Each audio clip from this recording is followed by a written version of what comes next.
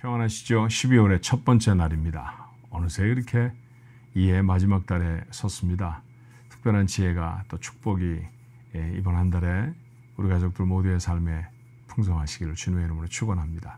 첫날 매일 예배를 우리 하나님 앞에 드립니다. 기도할까요?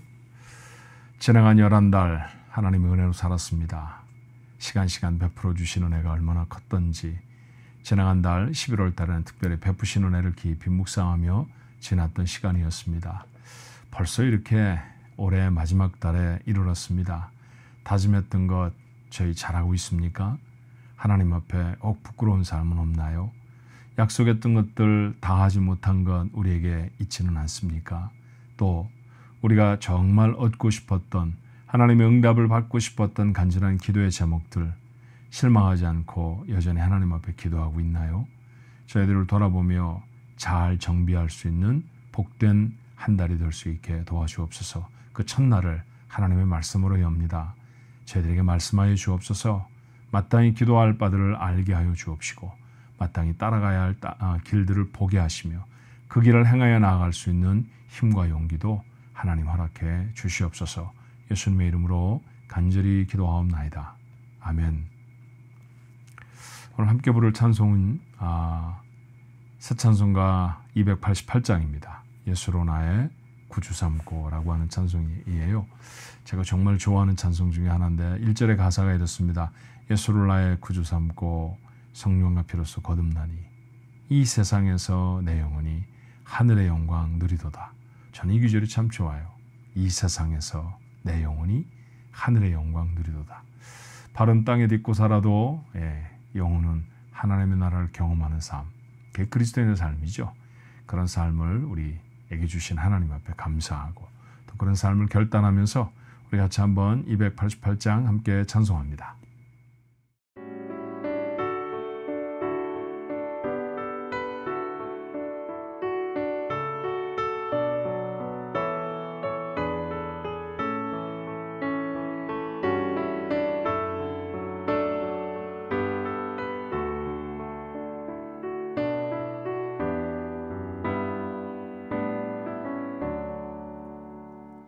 예수 나의 구주 삼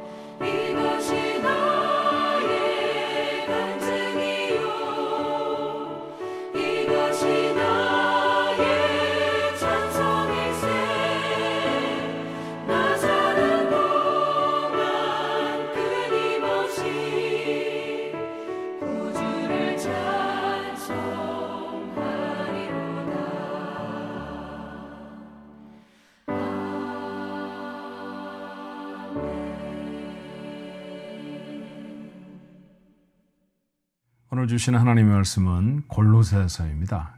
12월의 첫 번째 주간은 골로새서. 별로 길지 않은 넉 장밖에 되지 않은 짧은 서신인데요.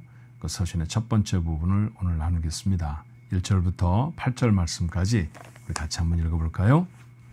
하나님의 뜻으로 말미암아 그리스도 예수의 사도된 바울과 형제 디모데는 골로새에 있는 성도들 곧 그리스도 안에서 신실한 형제들에게 편지하노니 우리 아버지 하나님으로부터 은혜와 평강이 너희에게 있을지어다.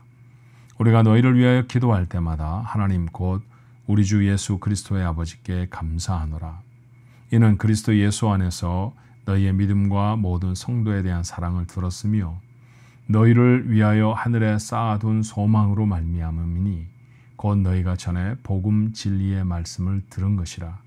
이 복음이 이미 너희에게 이름에 너희가 듣고 참으로 하나님의 은혜를 깨달은 날부터 너희 중에서와 같이 또한 온 천하에서도 열매를 맺어 자라는도다. 이와 같이 우리와 함께 종된 사랑하는 에바브라에게 너희가 배웠나니 그는 너희를 위한 그리스도의 신실한 일꾼이요 성령 안에서 너희 사랑을 우리에게 알린 자니라. 아멘. 골로새서는 바울이 로마에 갇혀 있을 때 보낸 편지입니다. 그래서 우리가 보통 옥중서신 그렇게 부르죠. 감옥에서 기록한 서신이라고 하는 그런 표현인데 실제는 감옥에 있었던 것은 아니고 셋집에서 세를 내서 얻은 집에 연금되어 있었던 상태 같아요. 그런데 죄수의 모습은 죄수의 모습이었습니다. 손과 발에 각각 수갑도 발에는 착고도 차고 있었다고 표현을 하지요. 만나는 사람들도 만날 수 있도록 허락은 되어 있었어도 아무나 자유스럽게 만날 수 없었기 때문에 바울이 밖에 다니면서 만날 수 있었던 상황은 아니었기 때문에 분명히 갇혀 있는 것은 사실입니다. 에베소, 그 다음에 빌립보, 골로새, 빌레몬 이렇게 네 권의 성경을 우리는 그 갇혀 있던 때에 보낸 편지라고 생각합니다. 그러나 상황은 이렇죠. 갇혀 있는데도 편지를 보낼 만큼이었다고 하면 긴급한 얘기입니다. 그렇죠? 나가서 감옥에서 풀려나서 그들을 만나서 이야기해도 될 법한 얘기라고 하면 그는 이렇게 급하게 편지를 써서 보낼 필요가 아마 없었을 거예요. 그래서 이 네 권의 성경에는 그 각각 교회들의 또는 개인이 받아야 될 급박한 문제들이 있었다라고 하는 사실을 전제로 해서 읽으시면 이해가 좋죠. 자, 네 장으로 되어진 짧은 서신이 바로 이 골로새서인데요. 에베소서와 같은 시기에 기록되어 있었기 때문에 에베소서와 중첩되는 비슷한 부분이 참 많습니다. 그래서 어떤 때는 골로새서를 읽다가 잘 이해가 되지 않으면 에베소서로 건너가서 한번 읽어보기도 하고요. 또 반대로 에베소서가 잘 이해가 되지 않으면 골로새서로 건너와서 한번 읽어볼 수 있는 그러면 또 이해가 되는 그런 구절도 있습니다. 자, 제목이 골로새서 그랬으니까 골로새에 있는 교회들에게 보낸 편지이죠. 그 교회가 하나였는지 아니면 여러 개였는지는 확실하지 않습니다. 그 공동체가 몇 개 있는지에 대해서는 성경이 말하지 않으니까요. 그러나 골로새라고 하는 곳, 소아시아, 지금 투르키예라고 불리워지는 땅인데 그곳에 부르기아 주의 중심에 있는 아주 중앙에 이렇게 그 주의 가운데 놓여 있는 그런 도시예요. 해변 도시였던 바닷가에 이 에게해에 면하고 있었던 에베소 대단히 큰 도시였죠. 그곳에서는 내륙 지역으로 한 100마일 정도 떨어진 그런 곳이었습니다. 에베소와 비교해서는 굉장히 낙후된 도시였고요. 쇠락해져가는 도시, 경제적으로 좀 힘들어하는 도시, 그게 바로 골로새라고 하는 도시였어요. 그런데 이 도시에 생긴 그리스도인들, 에바브로라고 하는 사람이 회심해서 복음을 전해 그곳에 교회, 믿음의 공동체가 생긴 것으로 보여지는데 그 사람들에게 거짓 교사들이 슬며시 들어와서 하나님의 말씀을 왜곡시키고 있었습니다. 이건 급한 일이죠. 그 이야기가 바울에게 전해졌을 때 바울은 감옥에 있는 자신의 처지 그것 생각하지 않고 그들에게 필요한 진리들을 정리해서 골로새 교회에 보냅니다. 그 내용이 넉 장으로 준비되어져 있는 골로새서라고 하는 성경이지요. 자, 그런데 오늘 첫 번째 장에서 우리가 좀 주목할 말씀이 있다고 하면 저는 이것이라고 생각합니다. 바울이 골로새 성도들을 생각하면 너무 고마웠어요. 자기에게 복음을 전해 들었던 에바브라 7절의 말씀에 이르지요. 이와 같이 우리와 함께 종된 사랑하는 에바브라에게 너희가 배웠나니. 자, 여기 벌써 보니까 에바브라가 그 교회를 세웠다라고 하는 그런 표현을 볼 수 있잖아요. 자, 한 사람을 회심시켰는데 그 사람이 어떤 지역에 가서 믿음의 공동체를 이루었다. 그럼 대단히 기쁠 것 같아요. 예. 예컨대 인도에 가서 저도 얼마 전에 오지 않았습니까? 1년 전쯤에 가서 복음을 전했는데 그곳에 사람들이 회심해서 하나님 앞에 섰는데 그 사람 중에 누군가가 열심히 있어서 어떤 주에 가서 복음을 전해 그곳에 교회가 세워졌다. 그런 소식이 전해진다고 하면 너무너무 좋을 것 같은데요. 밥을 안 먹어도 기쁠 것 같아요. 예, 그런 기쁨이 바울에게 있었습니다. 그런데 바울은 그 기쁨을 오늘 자세하게 언급해요. 무엇 때문에 골로새 성도들이 기뻤는지, 무엇 때문에 골로새 성도들에게 감사한 마음이 있었는지를 설명하면서 그가 트레이드마크처럼 사용하고 있는 세 가지 중요한 이 말씀들이 있죠. 믿음, 사랑, 소망이라고 하는 이 세 가지의 단어로 그들을 소개합니다. 자, 4절, 5절의 말씀이 이렇죠. 이는 그리스도 예수 안에 너희의 믿음과 모든 성도에 대한 사랑을 들었으며 너희를 위하여 하늘에 쌓아둔 소망으로 말미암음이니 그것 때문에 3절의 말씀 하나님 아버지께 감사한다라는 얘기입니다. 자, 골로새 성도들에게는 이런 것이 있었다는 거예요. 믿음, 소망, 사랑이 말입니다. 우리는 이 믿음, 소망, 사랑이라는 단어를 사실은 다른 곳에서 훨씬 익숙하게 복원했었죠. 고린도 교회에 보내는 편지, 그들에게 은사가 여러 가지가 있었는데 그 은사 중에 가장 중요한 은사가 무엇인가를 피력하기 위해 바울은 아예 한 장 전체를 할애합니다. 그게 바로 고린도전서 13장의 말씀이고 제목으로는 사랑장 그렇게 보통 붙여서 말하죠. 그 13장 13절 마지막 절의 말씀은 이렇잖아요. 그런즉 믿음, 소망, 사랑 이 세 가지는 항상 있을 것인데 그 중에 제일은 사랑이라. 사랑이라는 말씀을 피력하기 위해 한 얘기지만 마지막까지 끝까지 가야 하는 세 가지 귀중한 덕목 그것이 바로 믿음과 소망과 사랑이라고 말씀하신 데에는 그건 변함이 없을 것입니다. 그 세 가지 어떤 모습으로 오늘 진술되고 있을까요? 첫 번째, 믿음이 있었습니다. 누구에 대한 믿음입니까? 그리스도 예수를 분명히 믿는 것입니다. 말은 쉬워도요, 이 사실보다 더 중요한 믿음의 진리는 없습니다. 누가 어떤 믿음을 가졌다고 말을 하여도 그 믿음이 예수 그리스도를 향한 분명한 것이 아니면 그것은 다 헛것이고 거짓된 것입니다. 오늘 우리의 믿음이 예수 그리스도를 향해 분명한 것이어야 할 것입니다. 아까도 말씀드렸습니다만 바울이 에바브로에게 영향을 주었고 그가 회심하여서 지금 골로새 지역에와 교회를 세웠으니까 이 교회는 탄생한 지 얼마 안 된 교회입니다. 우리 교회처럼 52년씩 된 교회는 아닙니다. 그럼에도 불구하고 저들은 예수 그리스도를 깊이 사랑하고 예수 그리스도를 믿는 믿음의 모습이었다는 것이죠. 오랫도록 우리가 믿으면서 믿음의 생활들을 계속해 나가면서 혹이 믿음의 본질이 흐려지지 않았는지 한번 점검해 볼 수 있어야 할 것입니다. 예수 그리스도를 믿는 그 믿음, 그것보다 중요한 것은 없습니다. 두 번째로 그들에게는 성도에 대한 사랑이 있었어요. 자, 4절 하반절에 모든 성도에 대한 사랑을 들었으며 우리가 하나님을 사랑합니다만 하나님을 사랑한다고 하는 표현은 여러 가지로 나타날 수 있죠. 하나님을 예배하는 것으로 나타나야 할 것이고 또 하나는 내 곁에 세우신 사람들을 사랑하는 것으로 나타나야 합니다. 자, 하나님을 사랑하는 것을 가장 구체적으로 실천하는 모습은 성도들끼리 서로 사랑하는 모습으로 나타나야 하는 것이죠. 교회 공동체가 이 땅에 존재하는 까닭은 바로 그처럼 우리가 하나님을 얼마나 사랑하는지를 구체적으로 나타낼 수 있는 공동체, 그것이 바로 교회라고 하는 사실도 우리가 잊지 않아야 합니다. 그러므로 교회를 떠난 신앙생활이라는 것은 가능하지 않죠. 골로새 지역은 에베소와 비교했을 때 낙후된 지역이었습니다. 많이 쇠락해져가는 도시였죠. 경제적으로 윤택하지 못했어요. 근데 그런 도시에 사는 성도들이 모여 있는 곳이니까 교회도 재정적으로 넉넉하지 않았을 것이고, 그리고 그들의 개인의 삶도 재정적으로 그렇게 아주 부유한 사람은 많지 않았던 것처럼 보입니다. 그런데도 그들은 성도 서로의 필요들을 채우며 서로 사랑하는 일을 계속해 나갔죠. 서로 사랑을 나눔에 있어서 인색하지 않았던 사람들, 그 소식을 들었던 바울이 너무너무 기뻤던 거예요.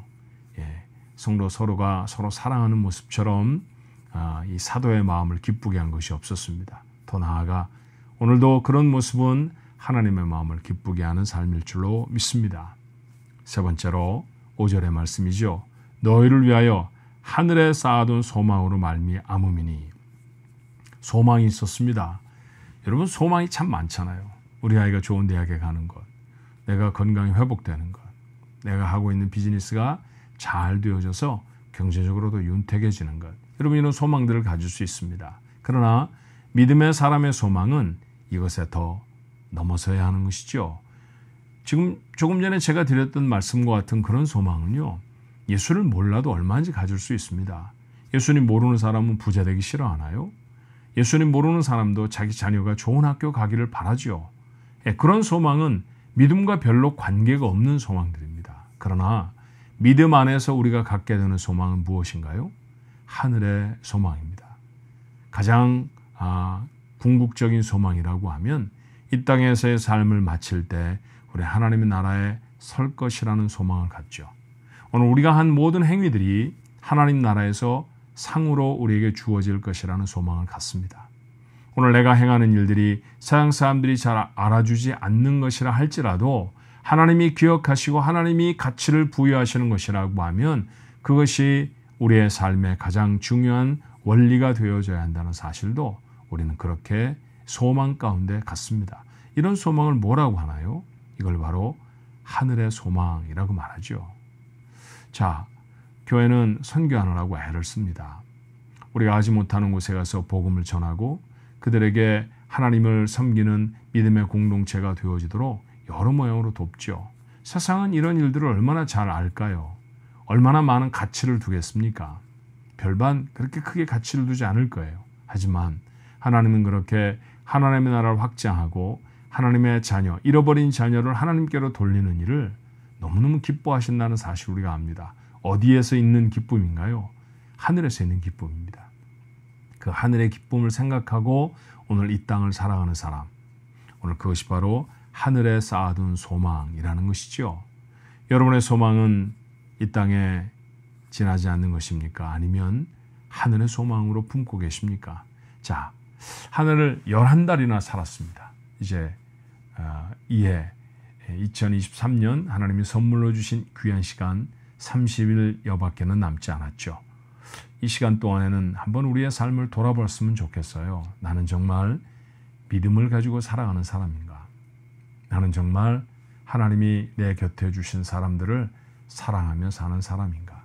나는 정말 하늘의 소망을 담고 사는 사람인가?